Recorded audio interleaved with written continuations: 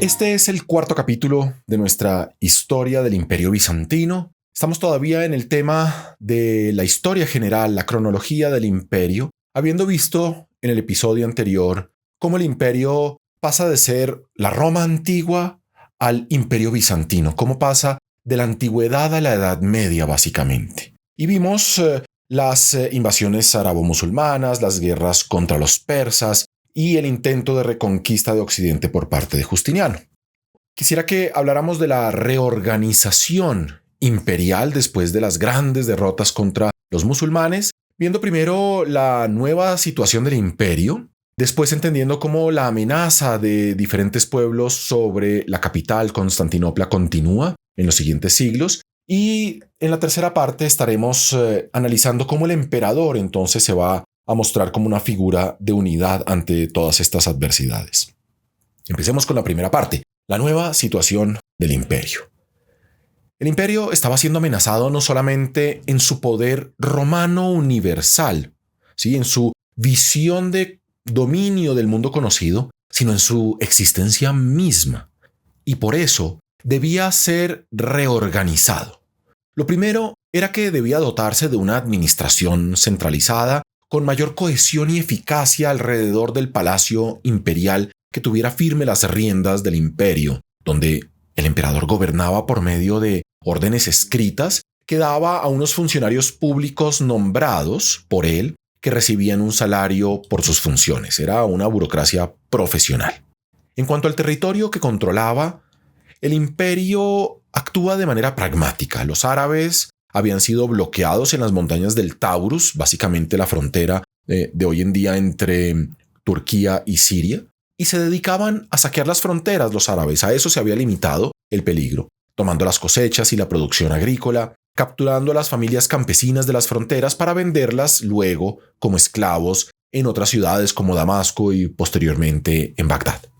Contra este tipo de guerra, el ejército central de Constantinopla era completamente impotente, porque cuando llegaban los saqueos, el tiempo que tomaba llevar al ejército hasta las fronteras era tan largo que básicamente los árabes tenían la vía libre para entrar y salir a su antojo. Y por eso debían apoyarse ahora en nuevos contingentes reclutados en las fronteras, que luego se llamarían los temas, con T-H-E-M-A-S, los temas, que son circunscripciones militares y administrativas en las que se va a dividir el imperio, formada por soldados que regresaban del Oriente, conquistado por los árabes, que en griego se llamaba Anatolia.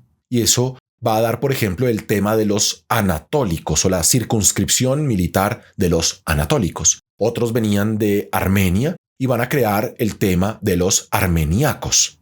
Este es el origen de los nombres de esas circunscripciones. Estos eran campesinos soldados que se instalaban en estas regiones y eran muy rápidos de movilizar en caso de guerra y que luchaban además por sus tierras fronterizas y se armaban y entrenaban ellos mismos. Era una manera de llevar la defensa del imperio a las fronteras mismas. El comando de estos temas se le entregaba a un estratega, que es un general en la lengua griega y que también recibía los poderes civiles.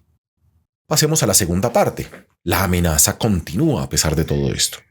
Todos estos cambios no salvan completamente al imperio. Los árabes van a seguir asediando Constantinopla, por ejemplo en el año 674, luego en el 717, pero no logran tomarse la ciudad, debilitados por las enfermedades, por la destrucción de la flota árabe gracias a un arma secreta que tenía la flota bizantina, el fuego gregoriano, y además a una serie de tormentas a las que no estaban acostumbrados los marineros árabes. En el 827, los árabes, sin embargo, logran tomarse Creta y Sicilia y con eso amenazan el mar Egeo, el corazón marítimo del Imperio Bizantino, como en el año 904, cuando logran desembarcar y saquear Tesalónica. Ahora, el imperio logra recuperar progresivamente Macedonia, luego el norte de Grecia y finalmente el Peloponeso en el siglo IX, y su estrategia contra los pueblos que habían invadido los Balcanes, los eslavos, va a ser no la lucha frontal, sino lo que llamamos el soft power, el poder blando, es decir, la cristianización y la helenización de los pueblos eslavos. La helenización es convertirlos a la cultura y a la lengua griega. Y todo esto apoyado por la transferencia masiva de poblaciones desde la parte asiática a la parte europea. Pero todo esto choca con una nueva potencia balcánica que va a ser un verdadero imperio y que todavía existe en esta parte del mundo, los búlgaros, un pueblo asiático originalmente de una lengua turca que venía de Asia Central, de lo que es hoy en día Kazajistán, Uzbekistán, e invaden los Balcanes con una velocidad impresionante y con el tiempo, al haber conquistado las poblaciones locales que hablaban lenguas eslavas, se van a eslavizar rápidamente. Por eso los búlgaros hoy en día no hablan turco, sino que hablan una lengua eslava. Unos primos lejanos de estos búlgaros que viven hoy en día en Rusia, en el Volga, que se les llama los búlgaros negros, todavía hablan la lengua original de los búlgaros. Estos búlgaros entonces van a amenazar directamente al imperio. En el año 811 el emperador Nicéforo I muere en combate contra ellos y 3 años más tarde van a asediar la ciudad de Constantinopla. Medio siglo más tarde, finalmente los bizantinos logran convertirlos al cristianismo, haciéndolos entrar en el famoso ecúmeno del cristianismo. Pero miren que es un constante ir y venir. El imperio se recupera tierras, después las pierde. Es un esfuerzo realmente monumental para tratar de sobrevivir ante tantas amenazas en todas las fronteras. Pasemos a la tercera parte. El emperador como figura de unidad. El emperador León III Elisauro, un personaje muy importante en la historia bizantina y del que estaremos hablando constantemente, logra defender la capital durante el asedio árabe en el año 718. Tenía la conciencia de una necesidad urgente del imperio, la necesidad de tener una energía que uniera al imperio alrededor de la figura del emperador, del poder imperial, convirtiendo la figura del emperador en una lucha con matices ideológicos. Para darle al emperador su lugar en el centro político y religioso del imperio, va a buscar eliminar una serie de poderes rivales al interior del imperio. Y todo este proceso en el que se busca mostrar como un nuevo inicio bizantino lleva a la prohibición de las imágenes religiosas y de los íconos, diciendo que si los bizantinos que adoraban las imágenes habían sido derrotados por los musulmanes que prohibían la idolatría, entonces debían eliminar las imágenes de la religión. Esto es lo que se llama la crisis iconoclasta, que va a durar del año 730 al 843, un siglo largo.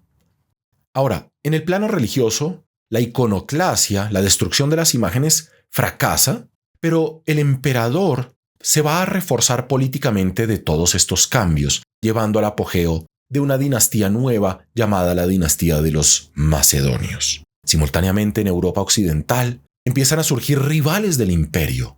Un rey franco llamado Carlos, el futuro Carlomagno, se hace coronar emperador en Roma en la Navidad del año 800, coronado por el Papa mismo, que era en teoría un súbdito del emperador bizantino, poniendo en duda justamente la universalidad bizantina, lo que despierta la ira de los bizantinos. Pero ante la amenaza árabe y búlgara, los emperadores no pueden hacer nada para impedir la coronación de Carlomagno, salvo en el plano ideológico, reafirmando su carácter romano. Ese es el origen de una futura ruptura entre los cristianos de Oriente y los cristianos de Occidente. En nuestro siguiente episodio estaremos profundizando en esta dinastía interesantísima de los macedonios. Chao, chao.